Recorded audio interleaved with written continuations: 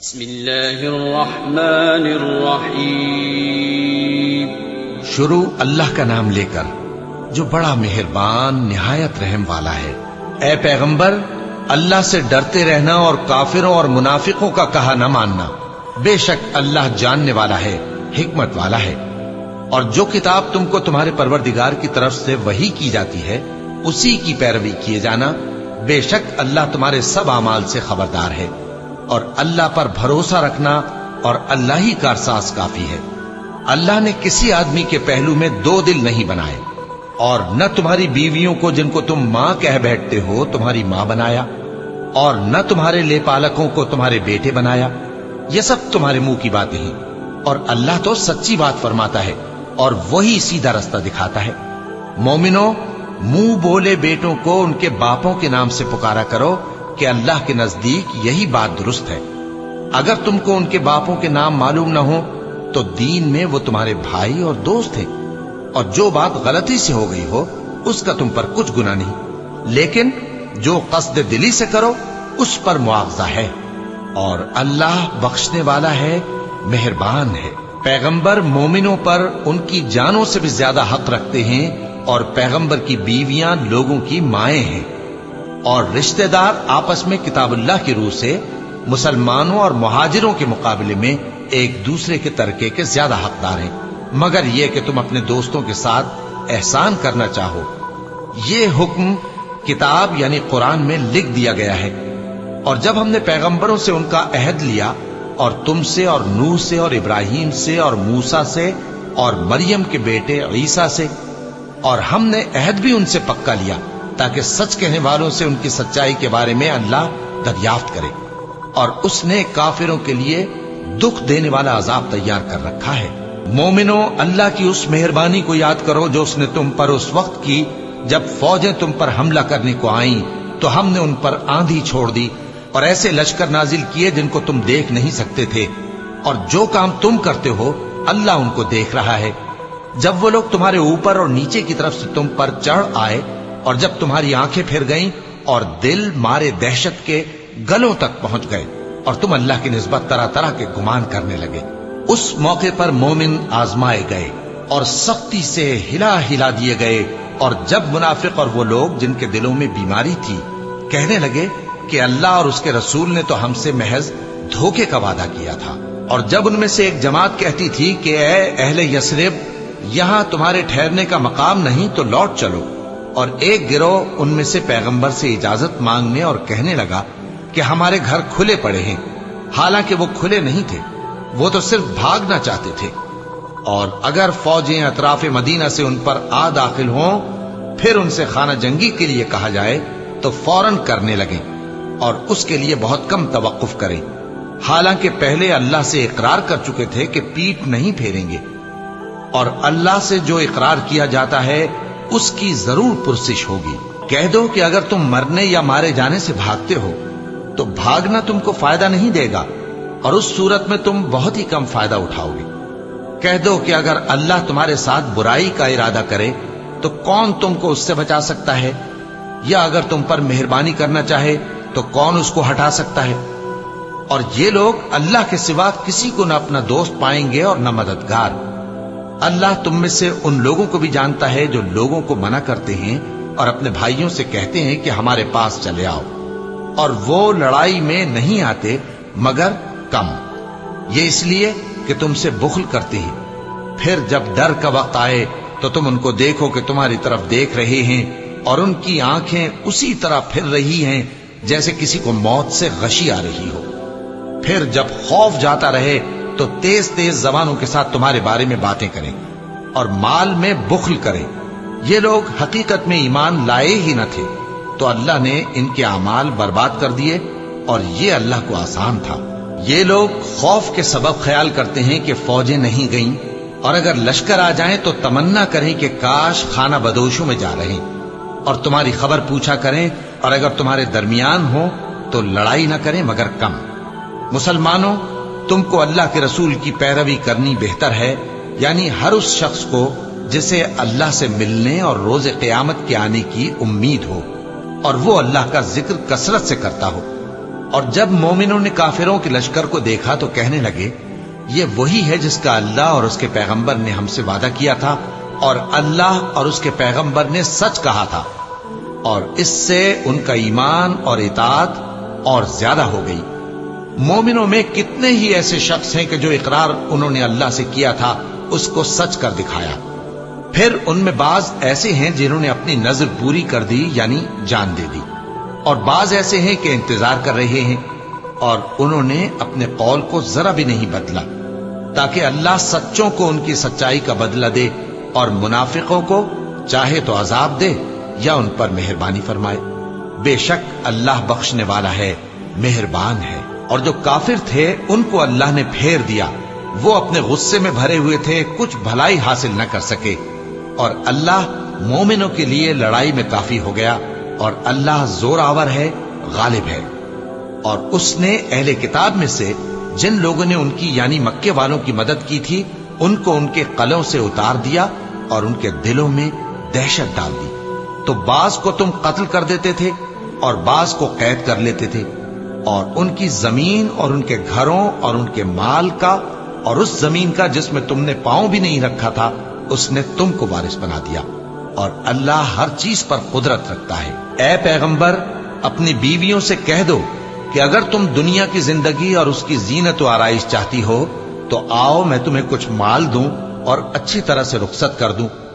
اور اگر تم اللہ اور اس کے پیغمبر اور عاقبت کے گھر یعنی بہشت کی طلبگار ہو تو تم میں جو نیکوکار ہیں ان کے لیے اللہ نے اجر عظیم تیار کر رکھا ہے۔ اے پیغمبر کی بیویوں، تم میں سے جو کوئی کھلی ناشائستہ حرکت کرے گی اس کو دونی سزا دی جائے گی، اور یہ بات اللہ کو آسان ہے۔ جو لوگ اللہ کے آگے سر اطاعت خم کرنے والے ہیں یعنی مسلمان مرد اور مسلمان عورتیں اور مومن مرد اور مومن عورتیں اور فرمانبردار مرد اور فرمانبردار عورتیں اور راست باز مرد اور راست باز عورتیں اور صبر کرنے والے مرد اور صبر کرنے والی عورتیں اور عاجزی کرنے والے مرد اور عاجزی کرنے والی عورتیں اور خیرات کرنے والے مرد اور خیرات کرنے والی عورتیں اور روزے رکھنے والے مرد اور روزے رکھنے والی عورتیں اور اپنی شرمگاہوں کی حفاظت کرنے والے مرد اور حفاظت کرنے والی عورتیں اور اللہ کو کثرت سے یاد کرنے والے مرد اور کثرت سے یاد کرنے والی عورتیں۔ کچھ شک نہیں کہ ان کے لیے اللہ نے بخشش اور اجر عظیم تیار کر رکھا ہے۔ اور کسی مومن مرد اور مومن عورت کو حق نہیں ہے کہ جب اللہ اور اس کا رسول کوئی بات طے کر دیں تو وہ اس کام میں اپنا بھی کچھ اختیار سمجھے، اور جو کوئی اللہ اور اس کے رسول کی نافرمانی کرے وہ بالکل گمراہ ہو گیا۔ اور جب تم اس شخص سے جس پر اللہ نے احسان کیا تھا اور تم نے بھی احسان کیا تھا یہ کہتے تھے کہ اپنی بیوی کو اپنے پاس رہنے دے اور اللہ سے ڈر، اور تم اپنے دل میں وہ بات چھپا رہے تھے جس کو اللہ ظاہر کرنے والا تھا، اور تم لوگوں سے ڈرتے تھے، حالانکہ اللہ ہی اس کا زیادہ مستحق ہے کہ اس سے ڈرو۔ پھر جب زید نے اس سے تعلق ختم کر لیا یعنی اس کو طلاق دے دی تو ہم نے اسے تمہاری زوجیت میں دے دیا تاکہ مومنوں پر ان کے منہ بولے بیٹوں کی بیویوں کے ساتھ نکاح کرنے کے بارے میں جب وہ بیٹے ان سے اپنا تعلق ختم کر لیں یعنی طلاق دے دیں کچھ تنگی نہ رہے، اور اللہ کا حکم واقع ہو کر رہنے والا تھا۔ پیغمبر پر اس کام میں کچھ تنگی نہیں جو اللہ نے ان کے لیے مقرر کر دیا،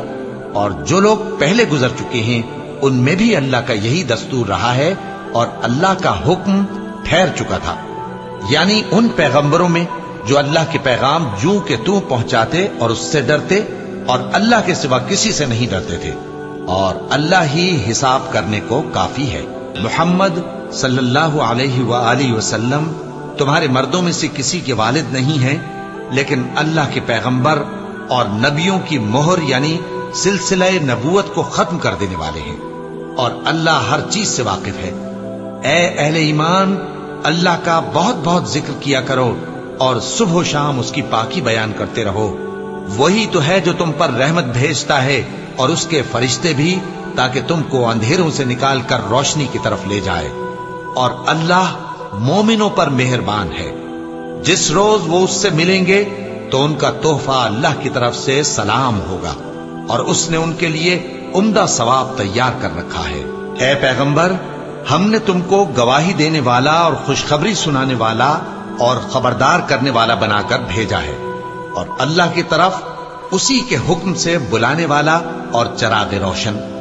اور مومنوں کو خوشخبری سنا دو کہ ان کے لیے اللہ کی طرف سے بڑا فضل ہے، اور کافروں اور منافقوں کا کہا نہ ماننا اور نہ ان کے تکلیف دینے پر نظر کرنا، اور اللہ پر بھروسہ رکھنا، اور اللہ ہی کارساز کافی ہے۔ مومنوں، جب تم مومن عورتوں سے نکاح کر کے ان کو ہاتھ لگانے یعنی ان کے پاس جانے سے پہلے طلاق دے دو تو تم کو کچھ حق نہیں کہ ان سے عدت پوری کراؤ، بس ان کو کچھ فائدہ یعنی خرچ دے دو اور ان کو اچھی طرح سے رخصت کر دو۔ اے پیغمبر صلی اللہ علیہ وآلہ وسلم، ہم نے تمہارے لیے تمہاری بیویاں جن کو تم نے ان کے مہر دے دیے ہیں حلال کر دی ہیں، اور تمہاری باندیاں جو اللہ نے تم کو کفار سے بطور مال غنیمت دلوائی ہیں، اور تمہارے چچا کی بیٹیاں اور تمہاری پھوپھیوں کی بیٹیاں اور تمہارے ماموں کی بیٹیاں اور تمہاری خالاؤں کی بیٹیاں جو تمہارے ساتھ وطن چھوڑ کر آئی ہیں، سب حلال ہیں۔ اور کوئی مومن عورت اگر اپنے آپ کو پیغمبر صلی اللہ علیہ وآلہ وسلم کے حوالے کر دے یعنی مہر کے بغیر نکاح میں آنا چاہے، بشرطے کہ پیغمبر صلی اللہ علیہ وآلہ وسلم بھی اس سے نکاح کرنا چاہیں، وہ بھی حلال ہے۔ لیکن یہ اجازت اے نبی صلی اللہ علیہ وآلہ وسلم خاص تم ہی کو ہے، سب مسلمانوں کو نہیں۔ ہم نے ان کی بیویوں اور باندیوں کے بارے میں جو مہر واجب الادا مقرر کر دیا ہے ہم کو معلوم ہے، یہ اس لیے کیا گیا ہے کہ تم پر کسی طرح کی تنگی نہ رہے، اور اللہ بخشنے والا ہے، مہربان ہے۔ اے پیغمبر صلی اللہ علیہ وآلہ وسلم، تم کو یہ بھی اختیار ہے کہ جس بیوی کو چاہو پیچھے رکھو اور جسے چاہو اپنے پاس رکھو، اور جس کو تم نے پیچھے کر دیا ہو اگر اس کو پھر اپنے پاس طلب کر لو تو تم پر کچھ گناہ نہیں۔ یہ اجازت اس لیے ہے کہ ان کی آنکھیں ٹھنڈی رہیں اور وہ رنجیدہ نہ ہوں، اور جو کچھ تم ان کو دو اسے لے کر سب خوش رہیں، اور جو کچھ تمہارے دلوں میں ہے اللہ اسے جانتا ہے، اور اللہ جاننے والا ہے، بردبار ہے۔ اے پیغمبر صلی اللہ علیہ وآلہ وسلم، ان کے سوا اور عورتیں تم کو جائز نہیں، اور نہ یہ کہ ان بیویوں کو چھوڑ کر اور بیویاں کر لو، خواہ ان کا حسن تم کو کیسا ہی اچھا لگے،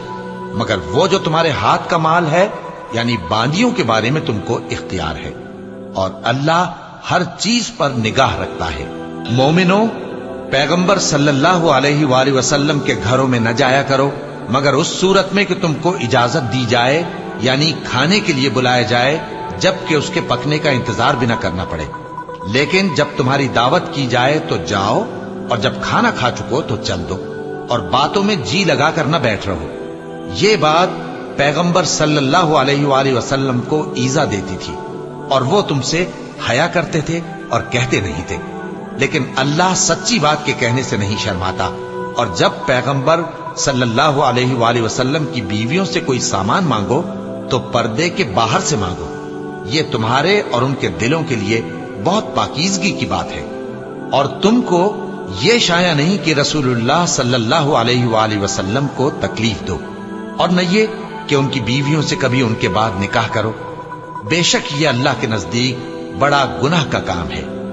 اگر تم کسی چیز کو ظاہر کرو یا اس کو مخفی رکھو تو یاد رکھو کہ اللہ ہر چیز سے باخبر ہے۔ خواتین پر اپنے باپ دادا سے پردہ نہ کرنے میں کچھ گناہ نہیں،